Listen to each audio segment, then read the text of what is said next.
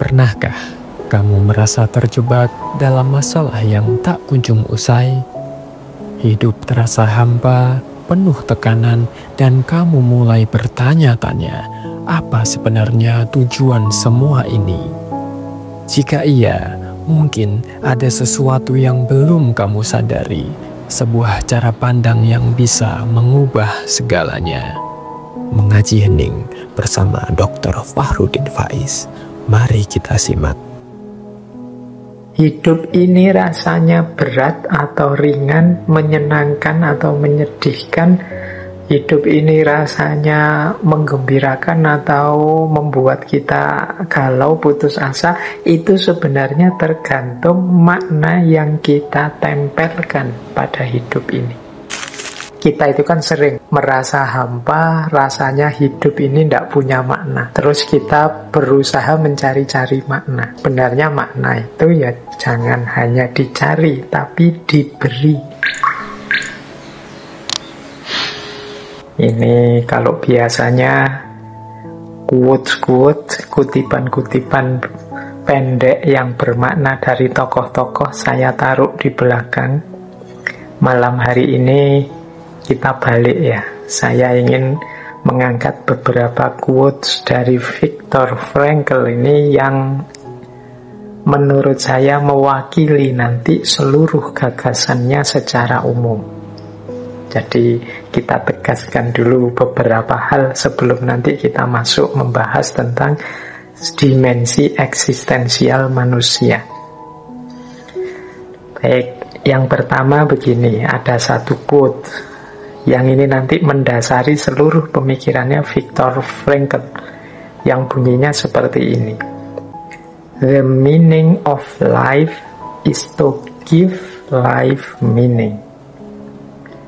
Makna hidup ini adalah dengan memberikan hidup ini satu makna.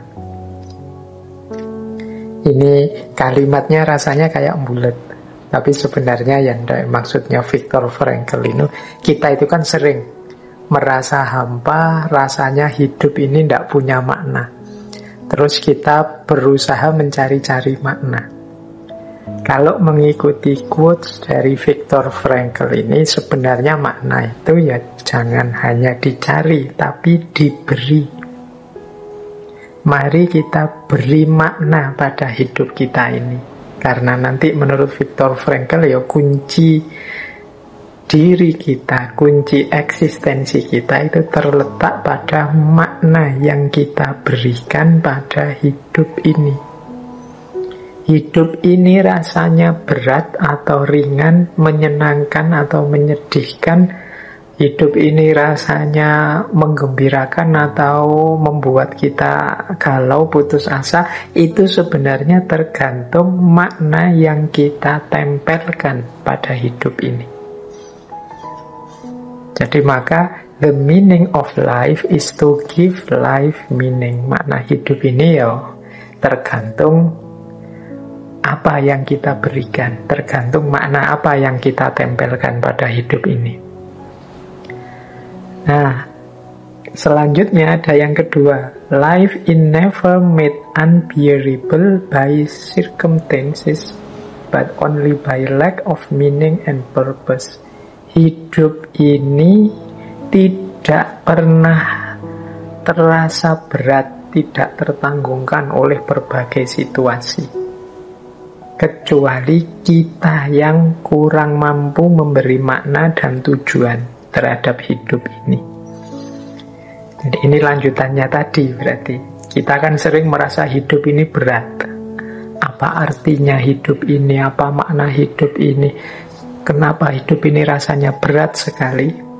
Mengapa situasi ini rasanya kok tidak tertanggungkan? Misalnya, itu kan sering kita mengeluh begitu.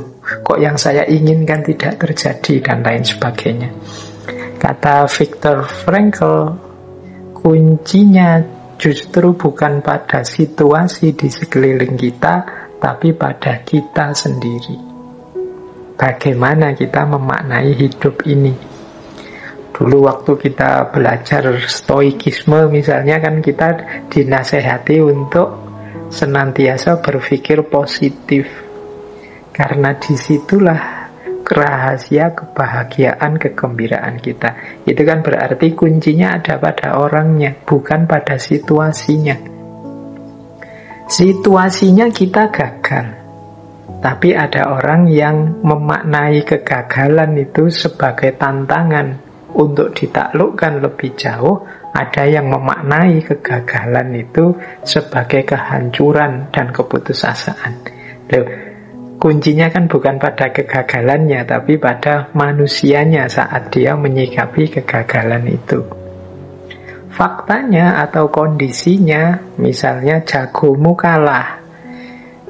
Misalnya ya mungkin kamu jago apa, atau kamu punya idola, ternyata idolamu kalah. Jagomu kalah mungkin dalam pertandingan apalah, olahraga, bulu tangkis, apa sepak bola.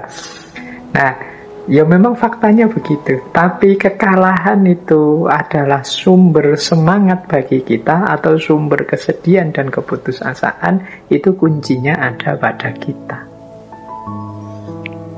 Jadi hidup ini tidak pernah berat oleh situasi, kata Viktor Frankl. Dia bisa jadi berat karena kita sendiri yang tidak mampu memberi makna dan tujuan terhadap hidup kita.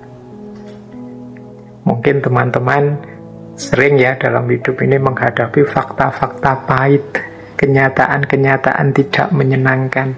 Apalagi hari ini informasi begitu deras. Peristiwa-peristiwa tidak enak, tidak cocok, yang tidak sesuai dengan kita itu kan senantiasa sampai pada kita lewat berbagai jalan, termasuk lewat media-media sosial. Rasanya hidup ini terus suram sekali, rasanya hidup ini gelap sekali. Nah, itu sebenarnya kuncinya tidak pada fakta-fakta tadi, kuncinya ada pada tanggapan kita. Kalau kita membacanya, menempelkan makna yang positif, cerah, ceria, ya hidup ini tetap cerah, ceria. Tapi kalau kita menempelkannya dengan stiker yang buram, dengan makna yang buram, makna yang sedih, ya rasanya hidup ini memang menyedihkan. Jadi kalau ada pertanyaan, senang tidak sih hidup kita di Indonesia ini saat ini, gembira tidak sih sebagai warga negara saat ini, atau bahagia tidak sih sebagai manusia di dunia hari ini, dan lain sebagainya. Itu jawabannya tidak pada situasi peradaban dunia atau situasi kebudayaan kita. Kebahagiaan atau kesenangan itu lebih banyak kuncinya ada pada diri kita sendiri. Jadi ada pada kacamata kita. Kalau kita pakai kacamata hitam, kita memaknai hidup ini secara gelap, ya hidup ini gelap. Tapi kalau kita pakai kacamata yang cerah, terang, hidup ini jadi terang. Kita maknai hidup ini sebagai kebahagiaan dan tantangan demi tantangan, bukan sebagai keburaman, kegagalan, dan keruwetan demi keruwetan. Sehingga kata Viktor Frankl, even when it not fully attained, we become better by striving for higher goal.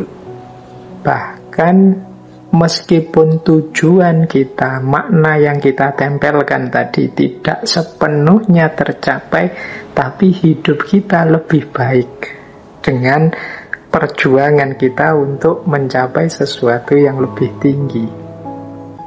Jadi dengan kita menempelkan makna yang positif, dengan kita menetapkan tujuan-tujuan di depan, yang tentu saja tujuan-tujuan yang tinggi, cita-cita yang tinggi, ini lebih baik. Meskipun mungkin nanti tidak tercapai sepenuhnya, tapi hidup yang punya tujuan, punya orientasi, ini jauh lebih baik dibandingkan hidup yang serba putus asa, serba pesimis, serba bingung. Nah, dari 3 quotes ini mulai bisa diraba ya nanti arah pemikiran eksistensialnya Viktor Frankl ini kemana. Jadi kata beliau, ini quotes yang keempat, decision, not condition, determine what a man is. Jadi keputusan-keputusan kita, bukan situasi-situasi yang kita hadapi yang menentukan siapa diri kita. Boleh saja kita berhadapan dengan situasi-situasi yang pahit, tapi bagaimana sikap kita, bagaimana respon kita menghadapi situasi yang pahit itulah yang nanti menentukan siapa diri kita, yang nanti menunjukkan orang seperti apa kita itu. Jadi kesinilah nanti gagasan-gagasan Viktor Frankl akan ditujukan. Berarti apa?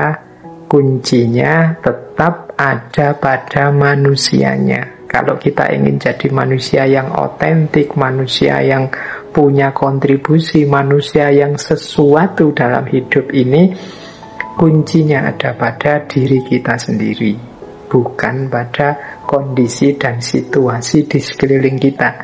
Kondisi dan situasi di sekeliling kita ini adalah tantangan-tantangan, mungkin juga modal-modal, mungkin juga media-media yang itu jadi perantara untuk bisa kita taklukkan mencapai apa yang sudah kita putuskan tadi. Baik, ini 4 quotes ini mungkin secara general menggambarkan nanti detail gagasan dari Viktor Frankl ke arah mana tujuannya. Oke, kita mulai sekarang membahas struktur gagasannya Viktor Frankl. Saya awali dari pandangan Frankl tentang struktur diri manusia. Nah, ini menarik ya. Seperti dulu para filosof muslim itu kan juga selalu kalau ingin bahas apa-apa diawali dengan membahas manusianya. Menurut Frankl, manusia itu adalah makhluk yang punya 3 dimensi. Yang pertama dimensi internal, yang kedua dimensi eksternal, yang ketiga dimensi transendental. Nah, kita ingat-ingat ya, yuk kita pahami pelan-pelan. Wong ndak ada yang nyusu-nyusu, wong kita belajar ini kan santai saja. Ndak dikejar kurikulum, ndak dikejar waktu, ndak dikejar oleh target-target tertentu. Kita nikmati pelan-pelan. Kalau ndak paham ya ndak apa-apa. Kalau sudah bosan ya ditinggal saja, wong ndak masalah, ndak ada yang maksa. Kalau merasa ndak cocok ya dibuang saja, wong ndak masalah. Wong ya pikirannya orang. Kadang sesuai dengan kita, kadang tidak sesuai. Meskipun yang kita angkat ini orang-orang besar, orang-orang luar biasa yang oleh Allah dianugerahi ketajaman berpikir. Nah, jadi manusia itu menurut Frankl ada internal. Internal berarti sisi dalam dirinya. Ada eksternal. Eksternal itu kondisi di luar diri. Dan ada transendental. Transendental itu kemampuan manusia melampaui dirinya, melampaui kondisi eksternalnya. Nah, menurut Frankl, dimensi internal manusia itu setidaknya ada 5. Yang pertama, kita itu punya bakat dan potensi. Jadi kita itu oleh Allah dianugerahi banyak sekali potensi-potensi. Tinggal kita mampu mengembangkannya atau tidak. Yang kedua, sarana atau media untuk mengekspresikan bakat dan potensi tadi. Ini kalau di Frankl isinya 3: jasmani, rohani, dan mental atau jiwa. Yang ketiga, daya. Jadi daya batin, daya pribadi. Ini kekuatan kita. Kalau menurut Frankl ada 3, yaitu insting, pikiran, dan emosi. Nah, kita kan punya itu dalam diri kita, kan kita punya emosi, kita punya insting atau naluri, kita juga punya akal, pikiran. Nah, terus kita punya kualitas kemanusiaan. Kualitas insani, kualitas kemanusiaan itu isinya adalah keinginan kita untuk hidup secara bermakna. Kualitas kemanusiaan ini nanti yang membedakan manusia dengan makhluk yang lain. Disinilah manusia melahirkan karya, kreasi, melahirkan keunikan-keunikannya sebagai manusia. Ini kualitas insan. Dan yang kelima, kebebasan atau kemampuan milih yang terbaik untuk diri kita. Nah, ini 5 hal ini ada dalam diri kita. Mari kita manfaatkan sebaik-baiknya. Jadi kalau versi agama, ya Allah menganugerahkan 5 hal ini. Kita diberi potensi, kita diberi sarana jiwa, raga, rohani, jasmani. Kemudian kita juga diberi kekuatan atau daya, insting, pikiran, emosi. Kita juga diberi kualitas kemanusiaan, yaitu keinginan-keinginan, kehendak-kehendak. Ini yang tidak ada di semua makhluk yang lain. Dan yang terakhir, kita diberi kebebasan, yaitu kemampuan untuk menentukan milih mana yang terbaik untuk diri kita. Nah, ini kita yang ada di dalam. Yang di luar diri kita punya setidaknya 2 situasi, yaitu kondisi lingkungan dan kondisi masyarakat di sekeliling kita.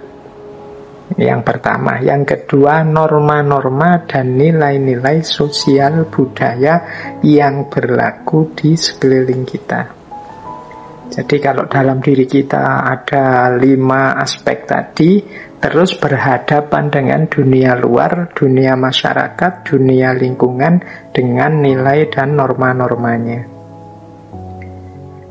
Nah, tidak berhenti di situ. Manusia juga punya aspek transendental. Aspek transendental itu kemampuan manusia melampaui dirinya, baik kondisi internal maupun eksternalnya. Kemampuan manusia merancang hidupnya untuk semakin maju, semakin berkembang, melampaui situasi dirinya hari ini dan juga kondisi masyarakatnya hari ini. Kan hanya manusia yang bisa. Misalnya begini ya, 5 tahun ke depan saya sudah harus jadi sosok yang menggemparkan dunia. Saya sudah harus bisa menciptakan lingkungan yang penuh cinta kasih sayang. Saya sudah, dengan pernyataan seperti ini kan pernyataan yang akan terwujud di masa depan, yang hari ini belum ada, baik dalam diri kita maupun dalam lingkungan eksternal kita. Tapi kita bisa melakukan itu, kita bisa ingin mencapai ke sana. Ini namanya aspek transendental. Meskipun sekarang saya hanya mahasiswa yang tidak lulus-lulus, dikejar-kejar untuk segera lulus, tapi insya Allah 5 atau 3 tahun yang akan datang saya sudah mapan, punya rumah, punya istri, punya kekayaan berlimpah misalnya. Ini kemampuan transendental, kemampuan kita mengatasi situasi masa kini, merencanakan, menetapkan tujuan, bersikap atas situasi yang saat ini kita hadapi. Nah, ini yang membedakan manusia dengan makhluk yang lain. Jadi kemampuan transendental ini loh, tidak ada makhluk yang lain bisa seperti ini. Binatang, tumbuhan tidak ada yang bisa merancang, mencanangkan kemajuan, perkembangan yang akan datang yang kita inginkan. Jadi tidak sekedar menerima masa kini. Kan banyak kemarin-kemarin filsafat eksistensialis itu fokus pada bagaimana kita menerima situasi kita di masa kini. Tapi kalau Viktor Frankl justru Di antara keistimewaan manusia itu kemampuan transendensi tadi, melampaui kekiniannya. Jadi kalau hanya menerima masa kini kan mandek. Situasi saat ini ya saya terima saja, ada kesan pasif. Tapi menurut Frankl enggak, kita harus mampu memberi makna, bersikap, melakukan transendensi. Kita merencanakan, menetapkan tujuan ke depan. Baik, jadi inilah struktur diri manusia. Nah, ini mungkin menarik ya untuk bahan kita muhasabah nanti. Apalagi ini menjelang puasa. Sisi internal kita, sisi eksternal kita, sisi transendensi kita. Seperti apa kita mengelola, mengoptimalkannya. Baik, kita lanjutkan ya. Nah, kalau tadi strukturnya, sekarang ciri kondisi eksistensial manusia. Kalau ini sebenarnya mirip saja dengan tokoh-tokoh eksistensialis yang kita bahas bulan ini, meskipun ada sedikit titik bedanya. Jadi menurut Viktor Frankl ada 6 kondisi manusia yang itu jenisnya eksistensial. Jadi manusia yang eksis, yang otentik, jadi dirinya sendiri itu menurut Frankl, yang pertama mampu menyadari diri. Jadi mampu sadar aku ini siapa, aku ini orang yang seperti apa, dan lain sebagainya. Jadi kesadaran. Jadi orang yang tidak hidup tanpa kesadaran, hanya mengalir saja, diombang-ambingkan situasi. Tapi manusia eksis itu yang sadar posisi, sadar identitas dirinya. Yang kedua, kondisi eksistensial manusia itu kebebasan dan tanggung jawab. Jadi ya manusia itu bebas, itu pasti. Semua tokoh eksistensialis menitik beratkan manusia pada aspek kebebasannya. Tapi Frankl tidak hanya menekankan kebebasan. Menurut beliau ya di balik kebebasan itu ada tanggung jawab. Wong kita manusia yang sadar diri. Kalau sudah memutuskan ya siap menanggung resikonya. Jadi kebebasan itu senantiasa gandeng, nyambung dengan tanggung jawab. Ini kondisi eksistensial manusia yang kedua. Nah, kondisi eksistensial manusia yang ketiga, manusia itu eksis kalau dia mampu membentuk identitas dirinya dan mampu berhubungan dengan orang lain. Jadi diperhatikan ya kata-kata membentuk ini, berarti kita berupaya membangun jati diri. Ini kata-kata membentuk, membangun ini mungkin agak berbeda dengan selama ini kita itu selalu mencari. Kan banyak kita menggunakan diksi mencari siapa aku, mencari jati diri. Tidak, jati diri itu bangunlah. Kalian ingin diri kalian seperti apa? Ingin jadi orang yang soleh, ingin jadi orang pemberani, ingin jadi orang yang pantang menyerah, ingin jadi orang yang senantiasa gembira, selalu tersenyum, silahkan. Bentuk dirimu, bentuk identitasmu sebagaimana yang engkau inginkan. Jangan menunggu, jangan hanya mencari. Kalau dicari-cari ya kalian akan bingung mungkin. Jangan-jangan teman-teman muda yang sering Pak saya sedang melakukan pencarian Pak, akhirnya menjelajah kemana-mana dan tidak ketemu-ketemu. Kemungkinan salahnya di kata mencari tadi. Jangan hanya dicari, tapi bentuklah identitas dirimu sebagaimana yang engkau inginkan. Jadi bangunlah mulai sekarang. Nah ini cirinya orang eksis. Dia bebas, bertanggung jawab, dan membentuk sendiri identitas diri yang dia inginkan. Tanpa dipaksa, tanpa dipengaruhi, tanpa diintimidasi, tanpa ketakutan-ketakutan. Ini loh aku, sebagaimana yang aku inginkan. Itulah orang yang eksis. Dan juga mampu berhubungan dengan orang lain. Ya, tidak ada gunanya kita itu hebat, jago, luar biasa, tapi sendirian. Tidak mampu bergaul, tidak mampu berinteraksi dengan orang lain. Orang itu eksis, kelihatan dia unik, itu kan ketika dia bareng-bareng dengan yang lain. Oh, kalau yang lain cirinya begini-begini, kalau dia itu cirinya begitu. Nah, itu kan kelihatan kita eksis itu kalau bersama-sama dengan yang lain. Tidak hanya mampu jago kalau sendirian. Saya hebat loh Pak, tapi kalau pas sendirian, kalau ada yang lain, saya malu Pak, saya tidak berani tampil. Itu berarti kita tidak eksis. Jadi eksis itu ya kita mampu membentuk identitas diri dan mampu berhubungan dengan orang lain. Nah, yang keempat, memberi makna hidup. Jadi memberi makna hidup itu ya apapun peristiwa, apapun fakta, apapun situasi yang kita hadapi, kita mampu memberi makna sesuai keinginan kita. Jadi ini manusia yang eksis. Makna sesuai keinginan itu ya kadang-kadang tidak sesuai dengan orang lain, tapi ya ini makna versi kita. Misalnya tadi ya saya contohkan, kita gagal hidup ini, mungkin gagal kuliah, gagal menikah, gagal punya pasangan, dan macam-macam.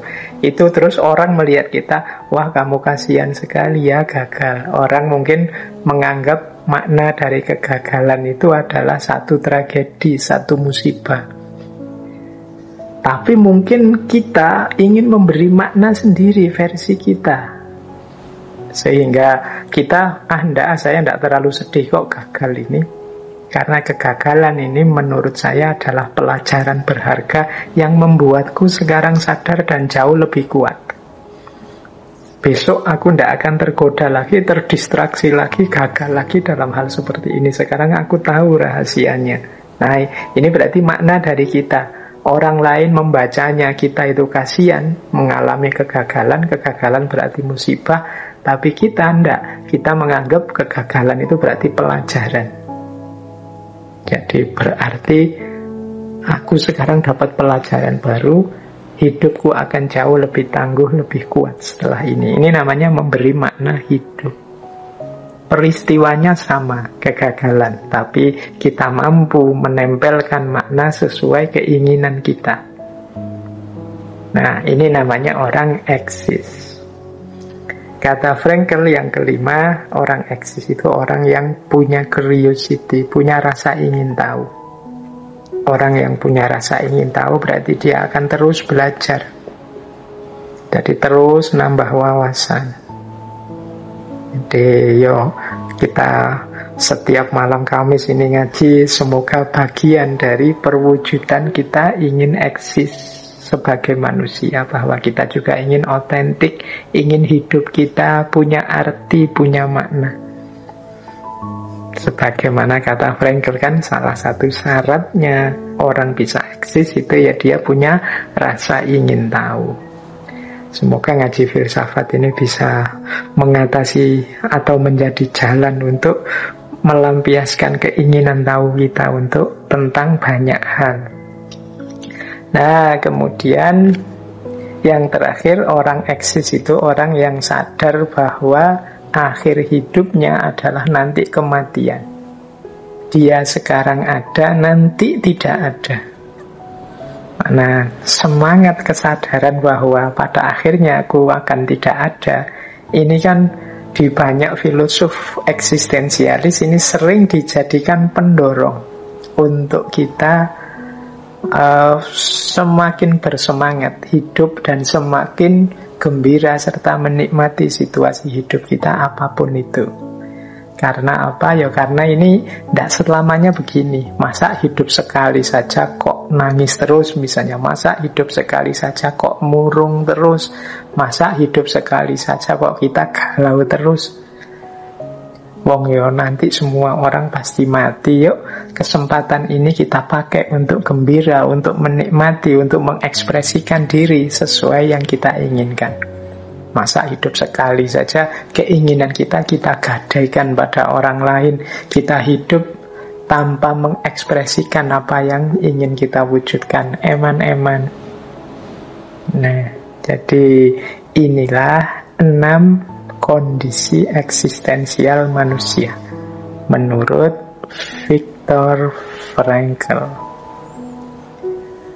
Baik, nah sekarang kita lihat sebentar bagaimana sih persepsi seorang eksistensialis itu tentang hidup, kehidupan, dan manusia.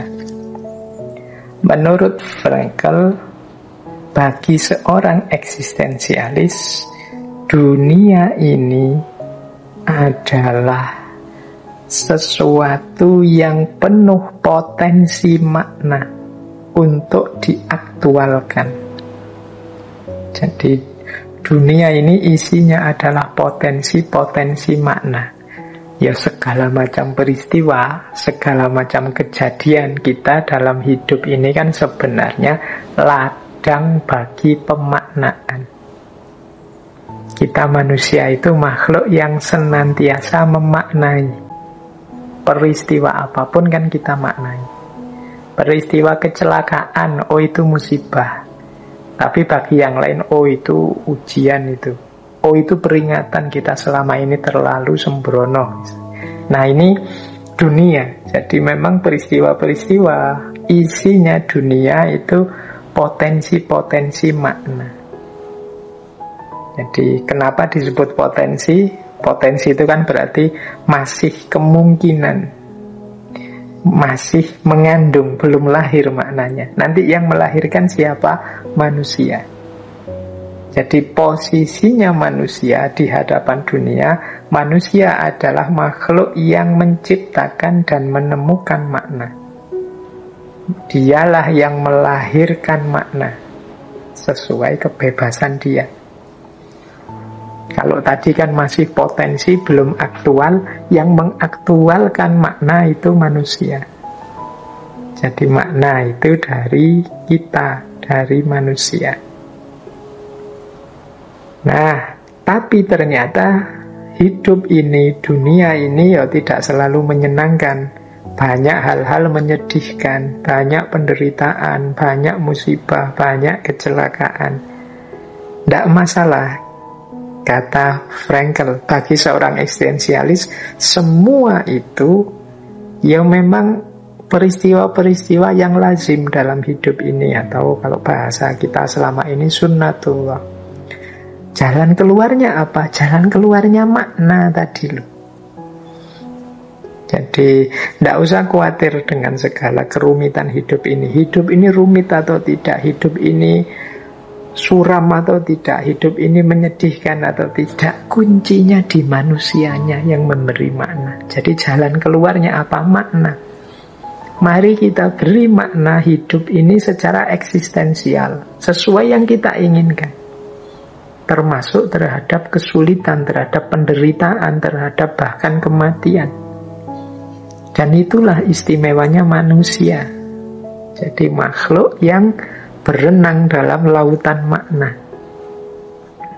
Jadi hidup ini apa, kematian ini apa, penderitaan ini apa, kesulitan ini apa. Ini kuncinya tidak pada kematiannya, kehidupannya, atau kesulitannya. Kuncinya ada pada manusianya.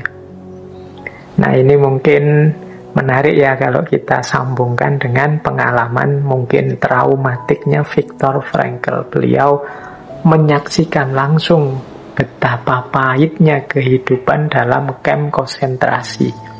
Toh demikian, manusia tetap bisa tidak putus asa dan memberikan makna-makna yang eksistensial terhadap hidupnya. Ini istimewanya manusia, mengalami peristiwa sepahit itu pun tidak menyerah.